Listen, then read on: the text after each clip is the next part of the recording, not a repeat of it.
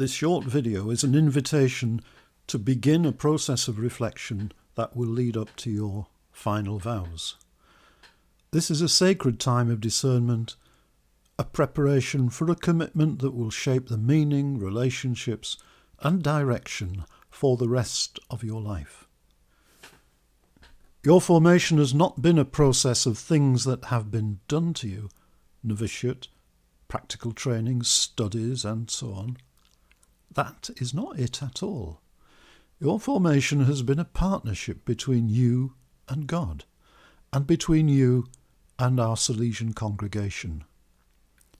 It has been a shared journey that will culminate in the perpetual vows that lie ahead. So I ask you before God to commit yourself to this time of discernment, not just as another box to tick, but rather as a time of intimacy and honesty with God and with your spiritual guide. A time of grace and light that leads to a wonderful Salesian way of life and to a passion for the service of young people in need. You are involved in religious life at a time of rapid change. Generations of earlier Salesians knew they were committing themselves to something solid. Religious life was clear, it was structured and accepted by the culture as a valid way to live. It's not so clear today. Your commitment will be to take Salesian religious life into a new future and to engage the core values of our life with a new situation. It's as if you're getting onto a bus with no clear route, although the destination is clear.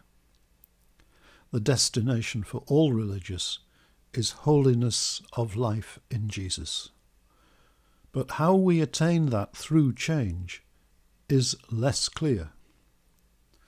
Religious have been reflecting on this change for decades. And to save you the time reading too many books, I want to name a few thinkers who have tried to understand our situation and our future. For example, Mary Jo Leddy suggests that our decline in numbers is due to the surrender of religious life to decadent liberalism, consumerism, even hedonism. She suggests that religious life needs to explore radical pluralism, establishing new relationships with groups beyond the formal boundaries of the Church and returning to a simpler form of life.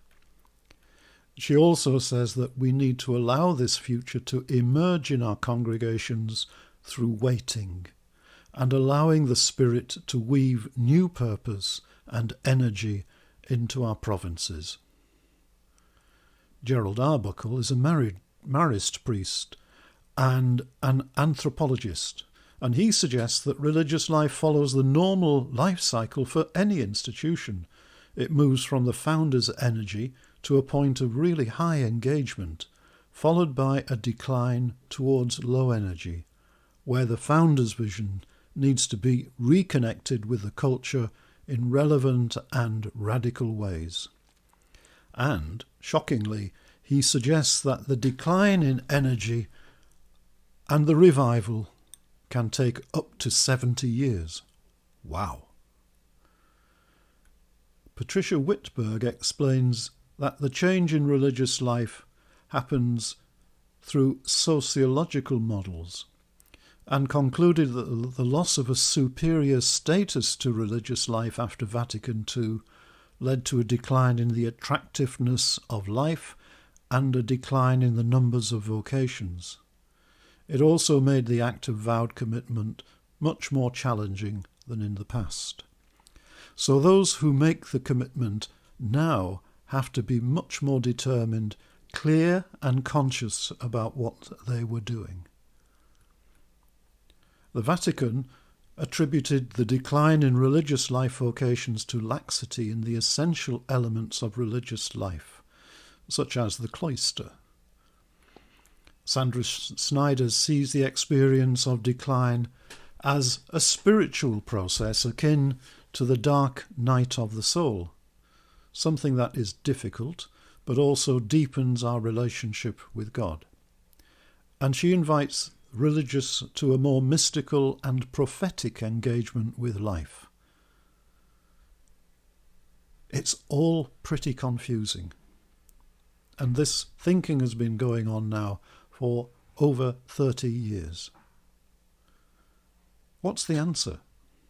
What's the way forward for us as we contemplate perpetual vows? Listen to a piece of poetry which is quite famous in the British culture and see how this might be part of the answer. And I said to the man who stood at the gate of the year, "Give me a light, that I may tread safely into the unknown." And he replied, "Go out into the darkness, and put your hand into the hand of God. That shall be to you better than a light, and safer than a known way." So I went forth, and finding the hand of God, trod gladly into the night. And he led me towards the hills, and the breaking of day in the lone east. So the answer is always involving trust, putting your hand into the hand of God. It involves trust in that presence that called you originally to Salesian life. The answer lies in those people who attracted you to SDB life, waking up in you a shared desire to serve the young as religious. The answer lies in the quiet passion that responds to life and to prayer in community. And so the absence of certainty is an invitation to adventure. Listen to this young Franciscan religious speaking from his perspective about the future of religious life. The morning session was led by a sister of St. Joseph named Carol Zinn, who offered some inspiring yet challenging words to us. She said the way of religious life that we used to know 150 years ago when they were founded and up until now is gone. It's not the way of life today. But she also said that this can be an inspiring time, that there's something new, that what we need is not necessarily change, not cosmetic, not changing one or two things, but a complete transformation, especially in a world when religious life seems to be diminishing. The world that we knew is no longer here. We are called not necessarily to mimic what our founder did, but to take that inspiration into the future and recognize how religious life might be emerging anew. There might be something in our day today that our founder couldn't do that we can do. To do this, she recommends that we stop defining ourselves by what we do, our ministry, our works, and instead recognize those things as the fruit of the life that we have together. We live the gospel in prayer and in community. That's who we are. That's what's essential, and that's what will lead us into the future. Because the fact of the matter is that the world needs something different from us today than it did 150 years ago. If we focus only on what we do, the things we've always done, we're going to be a thing of the past. What we instead need to do is focus on our life together, that charism that guides us, the spirit that fills us, and instead look to the world and see how does that spirit express itself today. That's the call of religious for the future. Can you see the difference between the wise academic reflections earlier and the sense of adventure in this young religious? Do you feel the energy of Don Bosco's vision pushing you to a new expression of Salesian work? Is this moment of renewal of vows something that will deepen your trust in God's hand in your life? All this can sound rather challenging, and I may feel that I'm not capable or worthy. Put that thought aside, please. It is God who decides these things.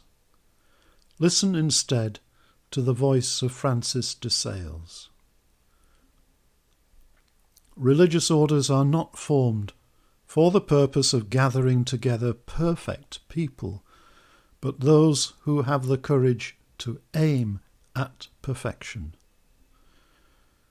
So as we go through the months of preparation ahead, trust your guide, trust your prayer life, trust that presence of God that drew you to this point, and allow God to unfold the adventure of your life a little further. I ask that all of us Salesians, your children, and all the members of the Salesian family succeed in having your eyes, so that you may contemplate nothing but the youth of the world. Your heart,